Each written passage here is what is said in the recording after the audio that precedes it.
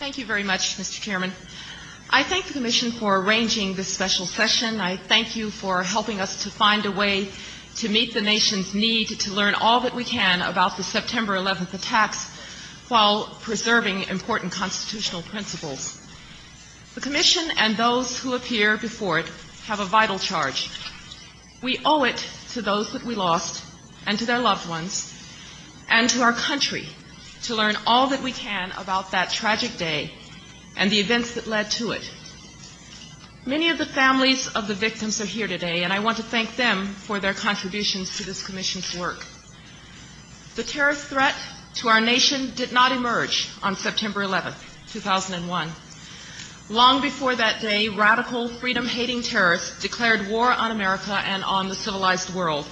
The attack on the Marine barracks in Lebanon in 1983, the hijacking of the Aquila Laurel in 1985, the rise of Al-Qaeda and the bombing of the World Trade Center in 1993, the attacks on American installations in Saudi Arabia in 1995 and 1996, the East Africa bombings of 1998, the attack on the USS Cole in 2000.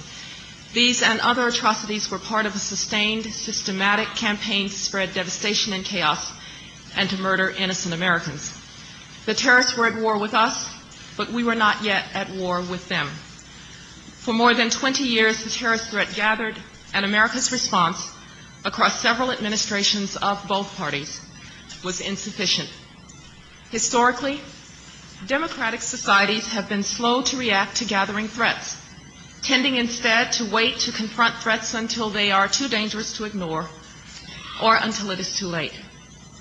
Despite the sinking of the Lusitania in 1915 and continued German harassment of American shipping, the United States did not enter the First World War until 2 years later. Despite Nazi Germany's repeated violations of the Versailles Treaty and provocations throughout the mid-1930s, the Western democracies did not take action until 1939. The U.S. government did not act against the growing threat from Imperial Japan until it became all too evident at Pearl Harbor, and tragically, for all the language of war spoken before September 11th, this country simply was not on war footing. Since then, America has been at war, and under President Bush's leadership, we will remain at war until the terrorist threat to our nation is ended. The world has changed so much that it is hard to remember what our lives were like before that day. But I do want to describe some of the actions that were taken by the administration prior to September 11th. After President Bush was elected, we were briefed by the Clinton administration on many national security issues during the transition.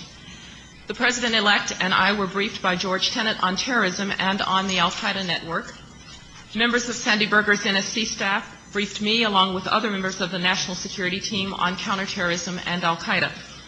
This briefing lasted for about an hour, and it reviewed the Clinton administration's counterterrorism approach and the various counterterrorism activities then underway. Sandy and I personally discussed a variety of other topics, including North Korea, Iraq, the Middle East, and the Balkans. Because of these briefings, and because we had watched the rise of Al-Qaeda over many years, we understood that the network posed a serious threat to the United States. We wanted to ensure that there was no respite in the fight against Al-Qaeda. On an operational level, therefore, we decided immediately to continue to pursue the Clinton administration's covert action authorities and other efforts to fight the network. President Bush retained George Tenet as Director of Central Intelligence, and Louis Freeh remained the Director of the FBI. And I took the unusual step of retaining Dick Clark and the entire Clinton administration's counterterrorism team on the NSC staff. I knew Dick Clark to be an expert in his field, as well as an experienced crisis manager. Our goal was to ensure continuity of operations while we developed new policies. At the beginning of the administration, President Bush revived the practice of meeting with the Director of Central Intelligence almost every day in the Oval Office, meetings which I attended along with the Vice President and the Chief of Staff. At these meetings, the President received up-to-date intelligence and asked questions of his most senior intelligence officials. From January 20th through September 10th, the President received at these daily meetings more than 40 briefing items on Al-Qaeda, and 13 of those were in response to questions he or his top advisors posed. In addition to seeing DCI Tenet almost every morning, I generally spoke by telephone to coordinate policy at 7:15 with Secretaries Powell and Rumsfeld on a variety of topics. And I also met and spoke regularly with the DCI about al-Qaeda and terrorism. Of course, we did have other responsibilities. President Bush had set a broad foreign policy agenda. We were determined to confront the proliferation of weapons of mass destruction. We were improving America's relations with the world's great powers. We had to change an Iraq policy that was making no progress against a hostile regime which regularly shot at U.S. planes enforcing UN Security Council resolutions, and we had to deal with the occasional crisis. For instance, when the crew of a Navy plane was detained in China for 11 days. We also moved to develop a new and comprehensive strategy to try and eliminate the al-Qaeda network.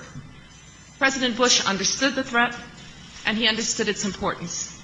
He made clear to us that he did not want to respond to al-Qaeda one attack at a time. He told me he was tired of swatting flies. This new strategy was developed over the spring and summer of 2001 and was approved by the President's senior national security officials on September 4th. It was the very first major national security policy directive of the Bush administration, not Russia, not missile defense, not Iraq, but the elimination of al-Qaeda. Although this national security presidential directive was originally a highly classified document, we've arranged for portions of it to be declassified to help the Commission in its work, and I will describe some of it today. The strategy set as a goal the elimination of the al-Qaeda network and threat, and ordered the leadership of relevant U.S. departments and agencies to make the elimination of al-Qaeda a high priority and to use all aspects of our national power, intelligence, financial, diplomatic, and military, to meet that goal. And it gave cabinet secretaries and department heads specific responsibilities. For instance, it directed the Secretary of State to work with other countries to end all sanctuaries given to al-Qaeda. It directed the Secretaries of the Treasury and State to work with foreign governments to seize or freeze assets and holdings of al-Qaeda and its benefactors. It directed the Director of Central Intelligence to prepare an aggressive program of covert activities to disrupt al-Qaeda and provide assistance to anti-Taliban groups operating in Afghanistan. It tasked the Director of OMB with ensuring that sufficient funds were available in budgets over the next 5 years to meet the goals laid out in the strategy. And it directed the Secretary of Defense to, and I quote, ensure that contingency planning processes include plans against al-Qaeda and associated terrorist facilities in Afghanistan, including leadership, command control, and communications, training and logistics facilities, and against Taliban targets in Afghanistan, including leadership, command control, air and air defense, ground forces, and logistics, and to eliminate weapons of mass destruction, which al-Qaeda and associated terrorist groups may acquire or manufacture, including those stored in underground bunkers. This was a change from the prior strategy, Presidential Decision Directive 62, signed in 1998, which ordered the Secretary of Defense to provide transportation to bring individual terrorists to the U.S. for trial, to protect DoD forces overseas, and to be prepared to respond to terrorist and weapons of mass destruction incidents. More importantly, we recognize that no counterterrorism strategy could succeed in isolation. As you know from the Pakistan and Afghanistan strategy documents that we have made available to the Commission, our counterterrorism strategy was a part of a broader package of strategies that addressed the complexities of the region. Integrating our counterterrorism and regional strategies was the most difficult and the most important aspect of the new strategy to get right. Al-Qaeda was both a client of and a patron to the Taliban, which in turn was supported by Pakistan. Those relationships provided Al-Qaeda with a powerful umbrella of protection, and we had to sever that. This was not easy. Not that we hadn't tried. Within a month of taking office, President Bush sent a strong private message to President Musharraf, urging him to use his influence with the Taliban to bring bin Laden to justice and to close down al-Qaeda training camps. Secretary Powell actively urged the Pakistanis, including Musharraf himself, to abandon support for the Taliban. I remember well meeting with the Pakistani foreign minister, and I think I referred to this meeting in my private meeting with you, in my office on June of 2001, and I delivered what I considered to be a very tough message. He met that message with a rote answer and with an expressionless response. America's al-Qaeda policy wasn't working because our Afghanistan policy wasn't working, and our Afghanistan policy wasn't working because our Pakistan policy wasn't working. We recognized that America's counterterrorism policy had to be connected to our regional strategies and to our overall foreign policy. To address these problems, I had to make sure that key regional experts were involved, not just counterterrorism experts. I brought in Zalmay Khalilzad, an expert on Afghanistan, who as a senior diplomat in the 1980s had worked closely with the Afghan Mujahideen, helping them to turn back the Soviet invasion. I also ensured the participation of the NSC experts on South Asia, as well as the Secretary of State and his regional specialists. Together, we developed a new strategic approach to Afghanistan. Instead of the intense focus on the Northern Alliance, we emphasized the importance of the South, the social and political heartland of the country. Our new approach to Pakistan combined the use of carrots and sticks to persuade Pakistan to drop its support for the Taliban, and we began to change our approach to India to preserve stability on the continent. While we were developing this new strategy to deal with al-Qaeda, we also made decisions on a number of specific anti-al-Qaeda initiatives that had been proposed by Dick Clark to me in an early memorandum after we had taken office.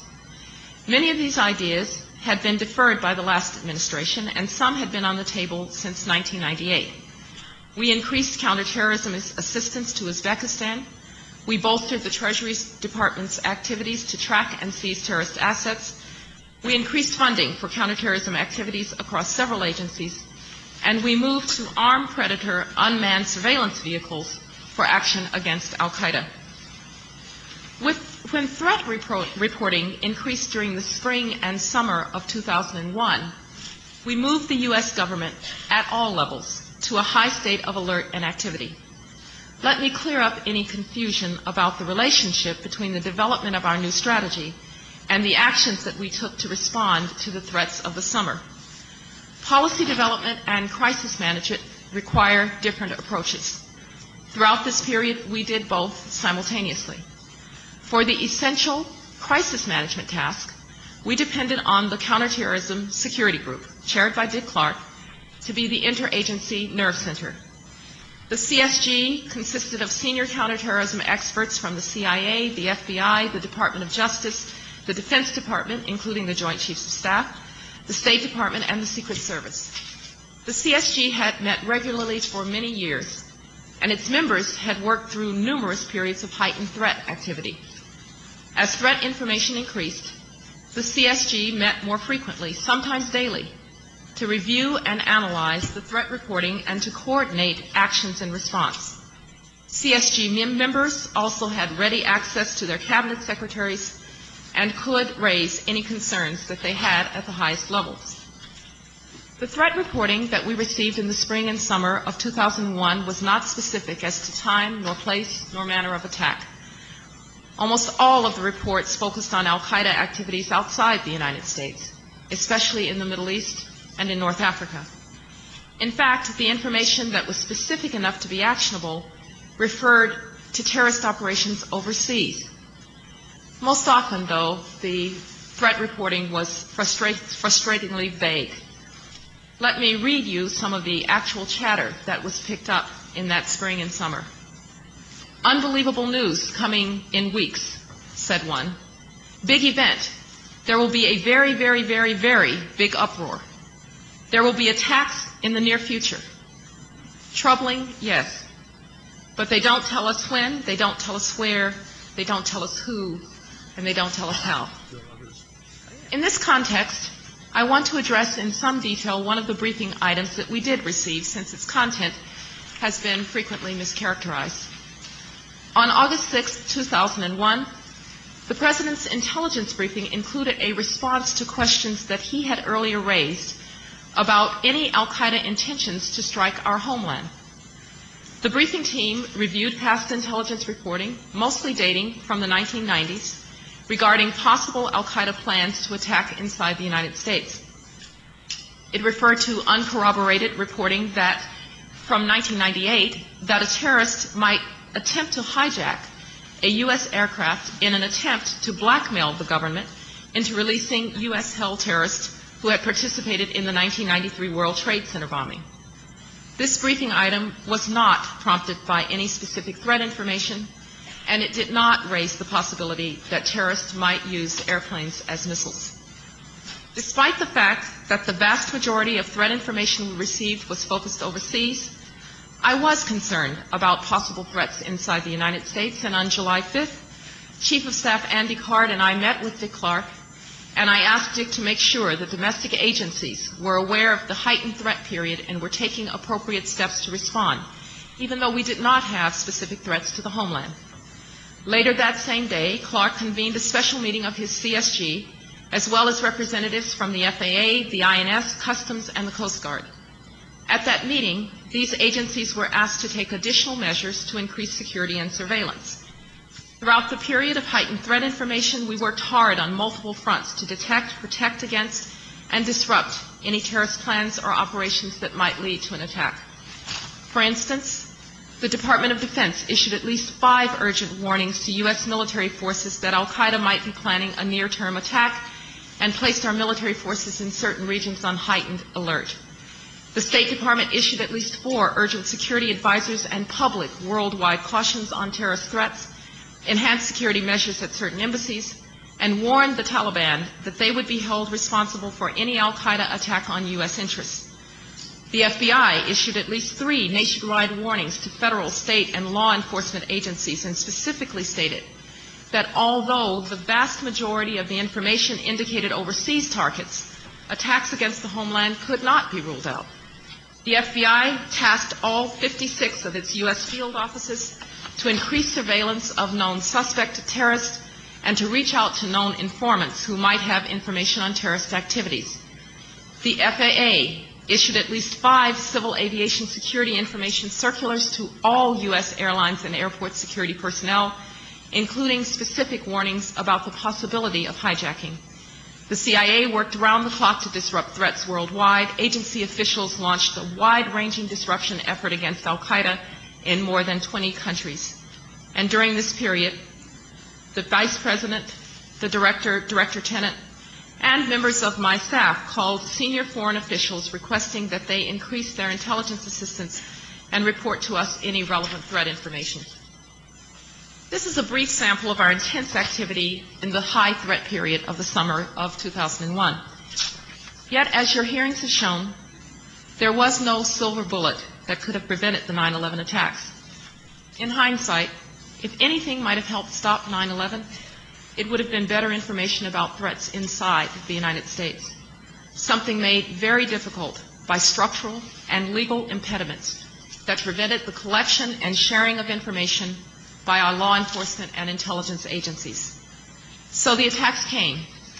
A band of vicious terrorists tried to decapitate our government, destroy our financial system, and break the spirit of America. And as an officer of government on duty that day, I will never forget the sorrow and the anger that I felt, nor will I forget the courage and resilience of the American people, nor the leadership of the President that day. Now we have an opportunity and an obligation to move forward together. Bold and comprehensive changes are sometimes only possible in the wake of catastrophic events. Events which create a new consensus that allows us to transcend old ways of thinking and acting. And just as World War II led to a fundamental reorganization of our national defense structure and the creation of the National Security Council, so has September 11th made possible sweeping changes in the ways we protect our homeland. President Bush is leading the country during this time of crisis and change. He has unified and streamlined our efforts to secure the American homeland by creating the Department of Homeland Security, established a new center to integrate and analyze threat information, terrorist threat information, directed the transformation of the FBI into an agency dedicated to fighting terror, broken down the bureaucratic walls and legal barriers that prevent the sharing of vital information between our domestic law enforcement and foreign intelligence agencies, and working with Congress, given officials new tools, such as the Patriot Act, to find and stop terrorists. And he's done this in a way that is consistent with protecting America's cherished civil liberties and with preserving our character as a free and open society. But the President recognizes that our work is far from complete. More structural reform will likely be necessary. Our intelligence gathering and analysis have improved dramatically in the last 2 years, but they must be stronger still. The President and all of us in his administration welcome new ideas and fresh thinking. We are eager to do whatever it is that will help to protect the American people, and we look forward to receiving this Commission's recommendations. We are at war, and our security as a nation depends on winning that war. We must, and we will, do everything we can to harden terrorist targets within the United States. Dedicated law enforcement and security professionals continue to risk their lives every day to make us all safer, and we owe them a debt of gratitude. And let's remember that those charged with protecting us from attack have to be right 100% of the time. To inflict devastation on a massive scale, the terrorists only have to succeed once. And we know that they are trying every day. That is why we must address the source of the problem. We must stay on the offensive to find and defeat the terrorists wherever they live, hide, and plot around the world. If we learned anything from September 11th, it is that we cannot wait while dangers gather. After the September 11th attacks, our nation faced hard choices. We could fight a narrow war against al-Qaeda and the Taliban, or we could fight a broad war against the global menace. We could seek a narrow victory, or we could work for a lasting peace and a better world. President Bush has chosen the bolder course. He recognizes that the war on terror is a broad war. Under his leadership, the United States and our allies are disrupting terrorist operations, cutting off their funding, and hunting down terrorists one by one. Their world is getting smaller. The terrorists have lost a home base and training camps in Afghanistan. The governments of Pakistan and Saudi Arabia now pursue them with energy and force. We are confronting the nexus between terror and weapons of mass destruction. We are working to stop the spread of deadly weapons and to prevent them from getting into the hands of terrorists, seizing dangerous materials in transit where necessary. Because we acted in Iraq, Saddam Hussein will never again use weapons of mass destruction against his people or his neighbors, and we have convinced Libya to give up all of its weapons of mass destruction-related programs and materials. And as we attack the threat at its source, we are also addressing its roots. Thanks to the bravery and skill of our men and women in uniform, we've removed from power two of the world's most brutal regimes, sources of violence and fear and instability in the world's most dangerous region. Today, along with many allies, we're helping the people of Iraq and Afghanistan to build free societies. And we are working with the people of the Middle East to spread the blessings of liberty and democracy as alternatives to instability and hatred and terror. This work is hard, and it is dangerous, yet it is worthy of our effort and sacrifice. The defeat of terror and the success of freedom in those nations will serve the interests of our nation and inspire hope and encourage reform throughout the greater Middle East. In the aftermath of September the 11th, those were the right choices for America to make, the only choices that can ensure the safety of our nation for decades to come.